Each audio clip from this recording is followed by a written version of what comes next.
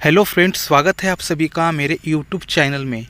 तो फ्रेंड, आज का वीडियो बहुत ही महत्वपूर्ण होगा क्योंकि आज मैं आपके लिए बहुत ही इम्पोर्टेंट क्वेश्चन लेकर आया हूँ जो आपकी किसी भी प्रतियोगी परीक्षा में आ सकते हैं।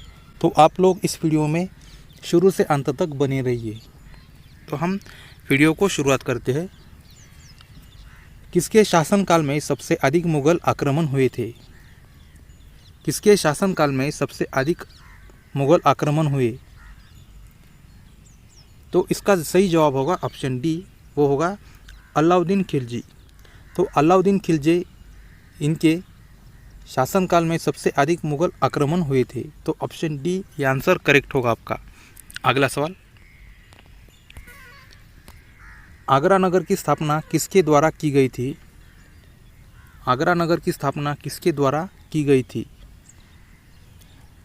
आप लोग भी इसे अपनी एक परीक्षा समझे और अपने ही मन में इसके उत्तर दे दीजिए। तो इसका सही जवाब है ऑप्शन डी, वो है सिकंदर लोदी। तो आगरा नगर की स्थापना सिकंदर लोदी इनके द्वारा की गई थी। तो ऑप्शन डी ये आंसर आपका करेक्ट होगा। अगला सवाल, दिल्ली सल्तनत की दरबारी भाषा क्या थी? दिल्ली सल्तनत की दरबारी भाषा क्या थी? तो इसका सही जवाब है ऑप्शन बी, वो है फारसी। तो फारसी ही दिल्ली सल्तनत की दरबारी भाषा थी। तो इसका ऑप्शन बी ये आंसर करेक्ट होगा आपका। अगला सवाल, भारत में प्रथम रेलवे लाइन का निर्माण किन नगरों के बीच में हुआ? भारत में रेलवे लाइन का निर्माण प्रथम किन नगरों के बीच हुआ? तो इसका सही जवाब है ऑप्शन बी, वो है मुंबई से थाने। तो ऑप्शन बी ये आंसर आपका बिल्कुल करेक्ट होगा। तो भारत में प्रथम रेलवे लाइन का निर्माण मुंबई और थाने के बीच में हुआ था। अगला सवाल, भारत में प्रथम रेलवे लाइन किसने बिछवाई थी? भारत में प्रथम रेलवे लाइन किसने बिछवाई थी? तो इसका सही जवाब है ऑप्शन सी, वो है लॉर्ड डलहौसी। तो लॉर्ड डलहौसी ने भारत में प्रथम रेलवे लाइन बिछवाई थी। तो ऑप्शन सी आंसर आपका करेक्ट होगा। अगला सवाल, किस ज्वालामुखी में अक्सर उद्गार होती रहती है? किस ज्वालामुखी में अक्सर उद्गार होती रहती है? तो इसका सही जवाब है ऑप्शन ए, वो है जागृत ज्वालामुखी। तो ऑप्शन ए ये आंसर करेक्ट होगा आपका। अगला सवाल, पृथ्वी पर सबसे गहरा स्थल है? पृथ्वी पर सबसे गहरा स्थल है तो क्या होगा आपके हिसाब से? सोच लिया? तो इसका सही जवाब है ऑप्शन डी, वो है मरीना ट्रेंच। तो पृथ्वी पर सबसे गहरा स्थल जो है वो है मरीना ट्रेंच। तो ऑप्शन डी ये आंसर करेक्ट होगा। अगला सवाल, निम्नलिखित में से कौन विश्व की सबसे बड़ी झील है? निम्नलिखित में से कौन विश्व की सबसे बड़ी झील है? तो इसका सही जवाब होगा ऑप्शन ए, वो है कैस्पियन सागर। तो कैस्पियन सागर ये आंसर करेक्ट होगा, जो विश्व की सबसे बड़ी झील है। अगला सवाल, यूरेनस की खोज किसने की थी? यूरेनस की खोज किसने की थी? तो इसका सही जवाब है ऑप्शन बी, वो है हर्शल। तो हर्शल ने यूरेनस की खोज की थी। तो ऑप्शन बी करेक्ट होगा। अगला सवाल, रेगिस्तान में बादल बरसते नहीं है क्योंकि? रेगिस्तान में बादल बरसते नहीं क्योंकि निम्न आर्द्रता के कारण। निम्न आर्द्रता के कारण। तो ऑप्शन सी ये आंसर करेक्ट होगा। अगला सवाल, पृथ्वी से दिखने वाली चंद्रमा की सतह उसकी कुल सतह का कितना प्रतिशत है? पृथ्वी से दिखने वाली चंद्रमा की सतह उसकी कुल सतह का कितना प्रतिशत है? तो इसका सही जवाब है ऑप्शन बी, वो है 59%। तो ऑप्शन बी आंसर करेक्ट है। अगला सवाल, भारत के रेल के डिब्बों को कहाँ बनाया जाता है? भारत के रेल के डिब्बों को कहाँ बनाया जाता है? तो इसका सही जवाब है ऑप्शन ए, वो है कपूरथला तथा पेरबूर। तो ऑप्शन ए ये आंसर करेक्ट है। तो यहाँ पर भारत के रेल के डिब्बे बनाए जाते हैं। अगला सवाल, भारत में किस खाद्य फसल का उत्पादन सबसे अधिक होता है? भारत में किस खाद्य फसल का उत्पादन सबसे अधिक होता है? तो इसका सही जवाब है ऑप्शन डी, वो है चावल। तो भारत में खाद्य फसल का उत्पादन सबसे ज़्यादा जिसका होता है वो चावल है। तो ऑप्शन डी करेक्ट है। अगला सवाल, भारत तथा चीन के बीच सीमा बनने वाली रेखा को क्या कहते हैं? भारत तथा चीन के बीच सीमा बनने वाली रेखा को क्या कहते हैं? तो इसका सही जवाब है ऑप्शन बी, वो है मैकमोहन रेखा। तो मैकमोहन रेखा कहते हैं। तो ऑप्शन बी करेक्ट है। अगला सवाल, कौन सा देश सबसे अधिक द्वीप समूहों से मिलकर बना है? कौन सा देश सबसे अधिक द्वीप समूहों से मिलकर बना है? तो इसका सही जवाब है ऑप्शन डी, वो है इंडोनेशिया। तो इंडोनेशिया ये देश सबसे अधिक द्वीप समूहों से मिलकर बना है। तो ऑप्शन डी आंसर करेक्ट है। अगला सवाल, स्टेनली जलप्रपात किस नदी से संबंधित है? स्टेनली जलप्रपात किस नदी से संबंधित है? तो इसका सही जवाब है ऑप्शन सी, वो है कांगो। तो कांगो ये आंसर करेक्ट होगा आपका। अगला सवाल, भारत का सबसे पुराना यूरोपीय चर्च किस शहर में है? तो इसका सही जवाब है ऑप्शन बी, वो है कोची में, जो भारत का सबसे यूरोपीय चर्च है। तो ऑप्शन बी करेक्ट है। अगला सवाल, भारत थाईलैंड हाईवे किस देश से होकर गुजरता है? भारत थाईलैंड हाईवे किस देश से होकर गुजरता है? तो इसका सही जवाब है ऑप्शन ए, वो है म्यांमार से। तो म्यांमार से भारत थाईलैंड हाईवे होकर गुजरता है। तो ऑप्शन ए करेक्ट होगा आंसर। अगला सवाल, रात को आकाश में चमकने वाले पिंडों को क्या कहा जाता है? रात को आकाश में चमकने वाले पिंडों को क्या कहा जाता है? ऑप्शन ए खगोलीय पिंड, यह आंसर करेक्ट होगा। रात को आकाश में चमकने वाले पिंडों को खगोलीय पिंड कहते हैं। तो ऑप्शन ए करेक्ट है। अगला सवाल, भारत में पहली बार जनगणना कब हुई थी? भारत में पहली बार जनगणना कब हुई थी?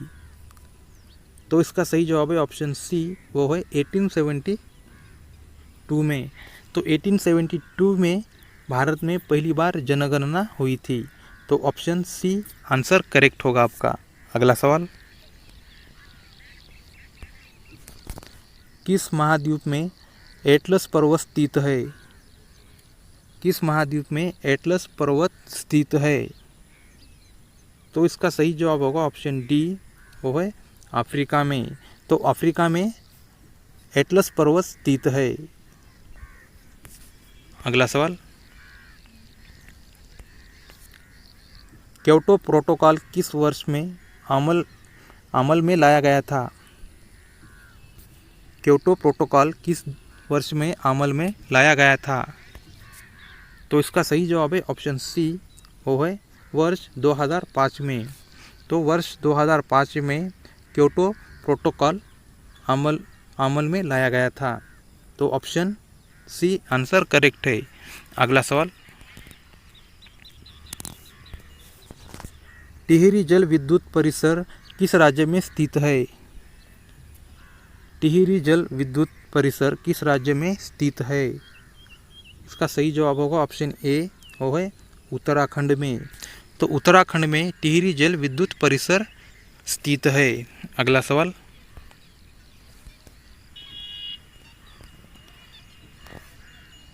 निम्नलिखित में से विश्व की सबसे मीठी झील कौन सी है? निम्नलिखित में से विश्व की सबसे मीठी झील कौन सी है? तो इसका सही जवाब है ऑप्शन बी, वो है सुपीरियल। तो सुपीरियल इस नाम की झील विश्व की सबसे मीठी झील है। तो ऑप्शन बी आंसर करेक्ट है आपका। अगला सवाल, कर्मानित्या किस राज्य से संबंधित है? कर्मानित्य किस राज्य से संबंधित है? तो इसका सही जवाब है ऑप्शन सी, वो है मध्य प्रदेश। तो कर्मानित्य मध्य प्रदेश इस राज्य से संबंधित है। तो ऑप्शन सी आंसर करेक्ट है। अगला सवाल, वर्ष 1857 के बरेली विद्रोह का नेता कौन था? वर्ष 1857 के बरेली विद्रोह का नेता कौन था? तो इसका सही जवाब है ऑप्शन सी, वो है खान बहादुर। तो खान बहादुर वर्ष 1857 के बरेली विद्रोह का नेता था। तो ऑप्शन सी आंसर करेक्ट है। किसको हरमिट ऑफ शिमला के नाम से जाना जाता है? किसको हरमिट ऑफ शिमला के नाम से जाना जाता है? तो इसका सही जवाब है ऑप्शन सी, वो है एलेन ऑक्टिवियस ह्यूम। तो इनको हरमिट ऑफ शिमला के नाम से जाना जाता है। तो ऑप्शन सी आंसर करेक्ट है। अगला सवाल, इल्बर्ट बिल विवाद किस वायसराय के कार्यकाल में उभरा था? इल्बर्ट बिल विवाद किस वायसराय के कार्यकाल में उभरा था? तो इसका सही जवाब है ऑप्शन ए, वो है रिपन। तो रिपन इनके कार्यकाल में इल्बर्ट बिल विवाद उभरा था। तो ऑप्शन ए ये आंसर करेक्ट है आपका। अगला सवाल, भारतीय संविधान के किस अनुच्छेद के तहत नीति आयोग संगठित हुआ? भारतीय संविधान के किस अनुच्छेद के तहत नीति आयोग संगठित हुआ था? तो इसका सही जवाब है ऑप्शन डी, वो है इनमें से कोई नहीं। अगला सवाल, निम्नलिखित में से कौन गदर पार्टी की प्रमुख नेता थे?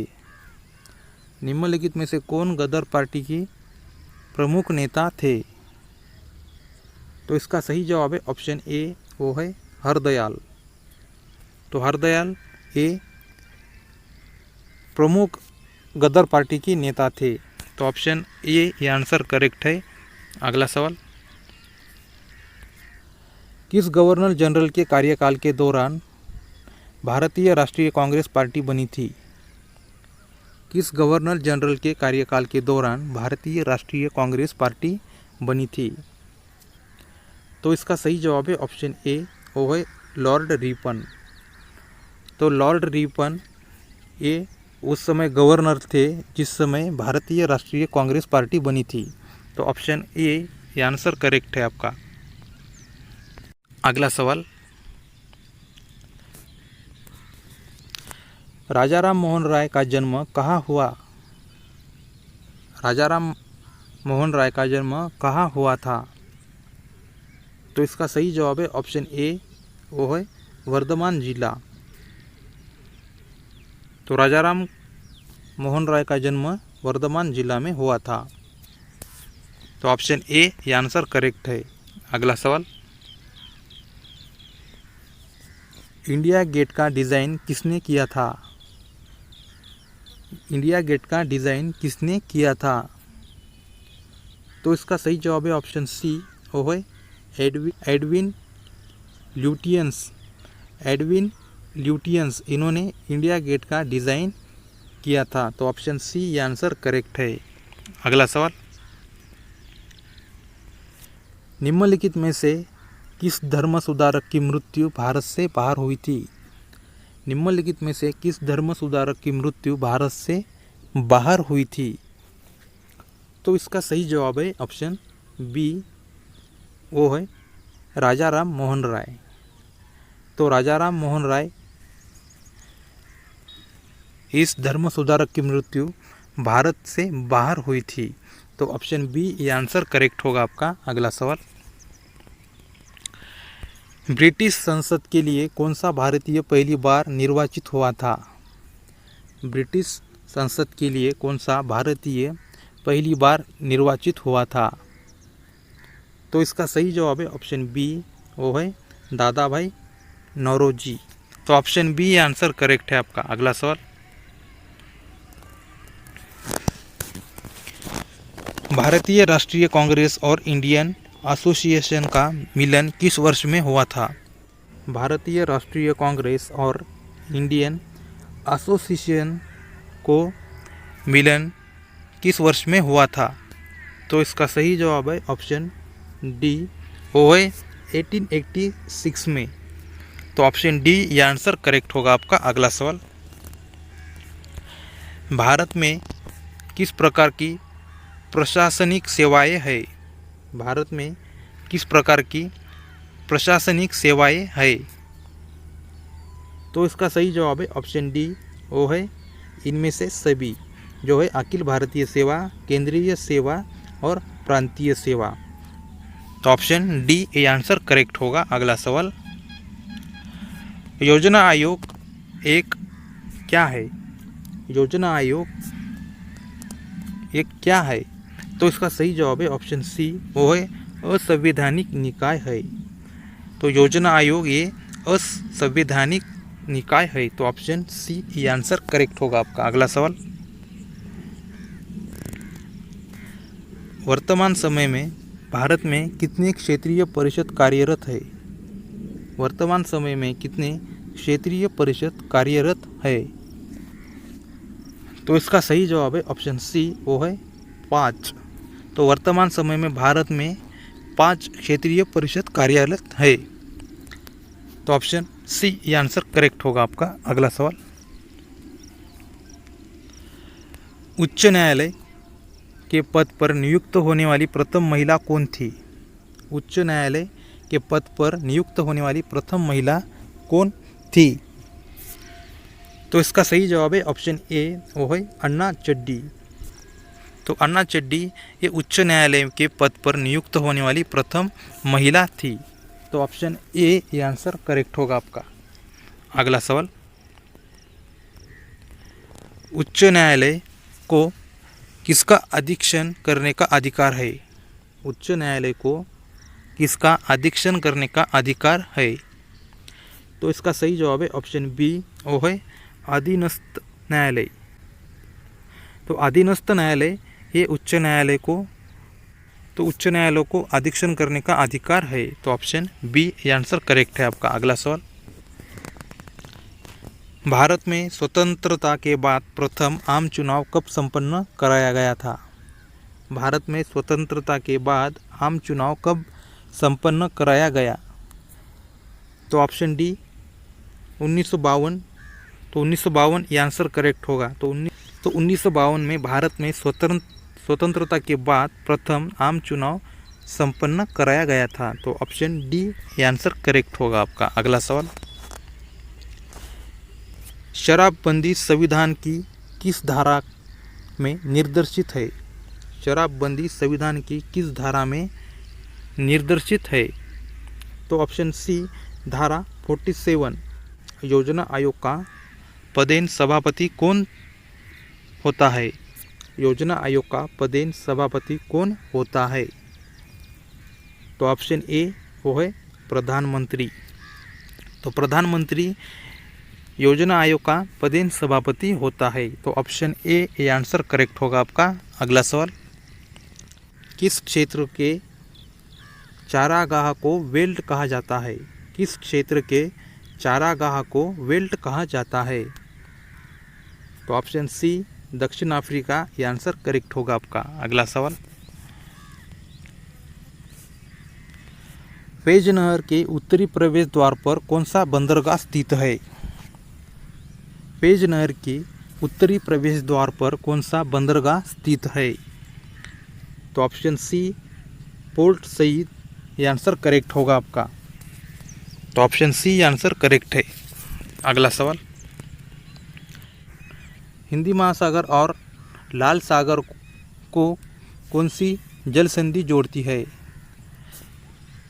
हिंद महासागर और लाल सागर को कौन सी जल संधि जोड़ती है? इसका सही जवाब है ऑप्शन ए, वो है बाब अल मंदेब। तो ऑप्शन ए ये आंसर करेक्ट होगा। तो बाब अल मंदेब यह हिंदी महासागर और लाल सागर को जोड़ती है। तो ऑप्शन ए करेक्ट है। अगला सवाल, पृथ्वी के सतह से सबसे दूर वातावरणीय परत को क्या कहते हैं? पृथ्वी के सतह से सबसे दूर वातावरणीय परत को हम क्या कहते हैं? तो इसका सही जवाब है ऑप्शन बी, वो है बहिमंडल। तो पृथ्वी की सतह से सबसे दूर वातावरणीय परत को हम बहिमंडल कहते हैं। तो ऑप्शन बी आंसर करेक्ट होगा आपका। अगला सवाल, महाद्वीप और महासागर की श्रेणी के उच्चावच है? महाद्वीप और महासागर की श्रेणी के उच्चावच है? तो ऑप्शन ए प्रथम श्रेणी, ये आंसर आपका बिल्कुल सही होगा। अगला सवाल, महासागरीय सतह का निर्माण किस प्रकार के चट्टानों से हुआ है? महासागरीय सतह का निर्माण किस प्रकार के चट्टानों से हुआ है? तो ऑप्शन सी बेसाल्ट।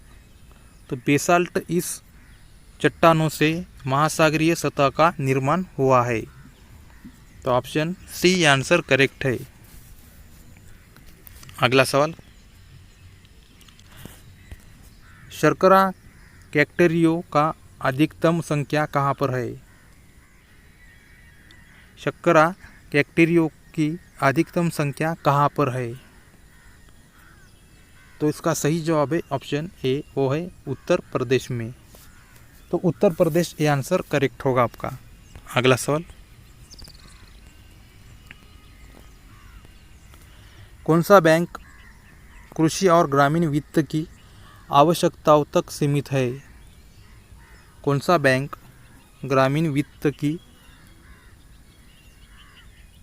आवश्यकताओं तक सीमित है?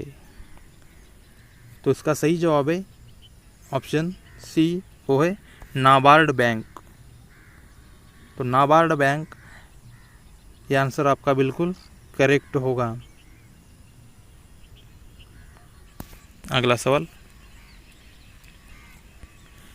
मुंबई स्टॉक एक्सचेंज का शेयर मूल्य सूचकांक है?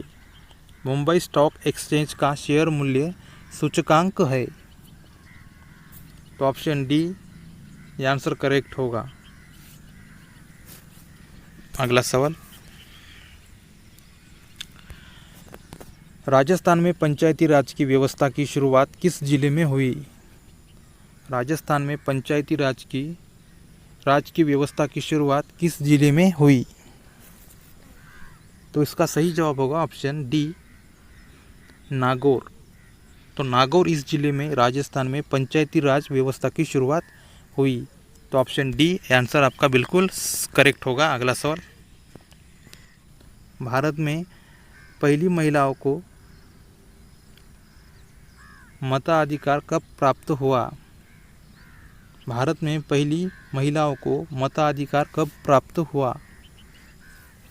तो इसका सही जवाब है ऑप्शन बी, 1927 में। तो 1927 में भारत में पहली महिलाओं को मताधिकार प्राप्त हुआ। ऑप्शन बी करेक्ट है। अगला सवाल, राज्य वित्त आयोग एक राज्य वित्त आयोग एक, तो ऑप्शन सी संवैधानिक संस्था है? तो ऑप्शन सी आंसर करेक्ट है। अगला सवाल, वित्तीय आयोग का गठन कितने समय के लिए होता है? वित्तीय आयोग का गठन कितने समय के लिए होता है? तो इसका सही जवाब है ऑप्शन सी, वो है 5 वर्ष के लिए। तो 5 वर्ष के लिए वित्त आयोग गठन का समय होता है। अगला सवाल, निम्नलिखित में से क्या प्रत्यक्ष लोकतंत्र का उदाहरण है? निम्नलिखित में से क्या प्रत्यक्ष लोकतंत्र का उदाहरण है? तो इसका सही जवाब है ऑप्शन डी, ग्राम पंचायत। तो ग्राम पंचायत ये प्रत्यक्ष लोकतंत्र का उदाहरण है। तो ऑप्शन डी ये आंसर करेक्ट है। अगला सवाल, steel authority of India limited की स्थापना कब हुई थी? Steel authority of India limited की स्थापना कब हुई थी? तो ऑप्शन सी 1974 में steel authority of India limited की स्थापना हुई थी। ऑप्शन सी आंसर करेक्ट होगा आपका। अगला सवाल, निम्नलिखित में से भारत को किस भूतापीय ऊर्जा स्रोत नहीं पाए गए हैं?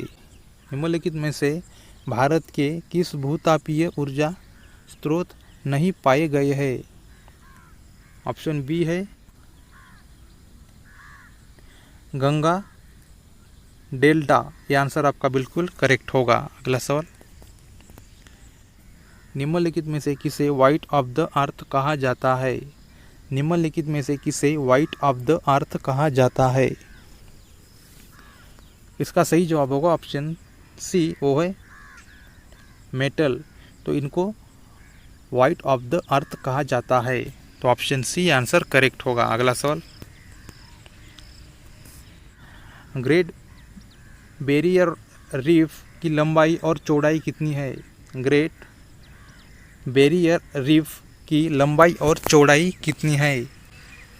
तो इसका सही जवाब है ऑप्शन ए, वो है 1900 किमी लंबाई है और 160 किमी चौड़ाई है। तो ऑप्शन ए ये आंसर करेक्ट होगा। अगला सवाल, विश्व में किस देश की वायु सेवा यानी एयरफोर्स सबसे मजबूत है? विश्व में किस देश की वायु सेवा सबसे मजबूत है? तो ऑप्शन बी अमेरिका ये आंसर करेक्ट है। तो अमेरिका इस देश की वायु सेवा सबसे मजबूत है। अगला सवाल, निम्नलिखित में से कौन सा कंप्यूटर का मूल्य कार्य नहीं है? निम्नलिखित में से कौन सा कंप्यूटर का मूल्य कार्य नहीं है? तो ऑप्शन सी टेक्स्ट को स्कैन करना। तो टेक्स्ट को स्कैन करना यह कंप्यूटर का मूल्य कार्य नहीं है। तो ऑप्शन सी ये आंसर करेक्ट है। अगला सवाल, किस देश में सबसे अधिक बंदरगाह है? किस देश में सबसे अधिक बंदरगाह है? तो इसका सही जवाब है ऑप्शन बी, वो है चीन। तो चीन इस देश के पास सबसे अधिक बंदरगाह है। तो दोस्तों, आप लोगों को ये वीडियो अच्छा लगा तो प्लीज़ वीडियो को लाइक करो और चैनल पर नए हो तो चैनल को सब्सक्राइब करना मत भूलो। तो हम मिलते हैं अगले वीडियो में, तब तक के लिए नमस्कार।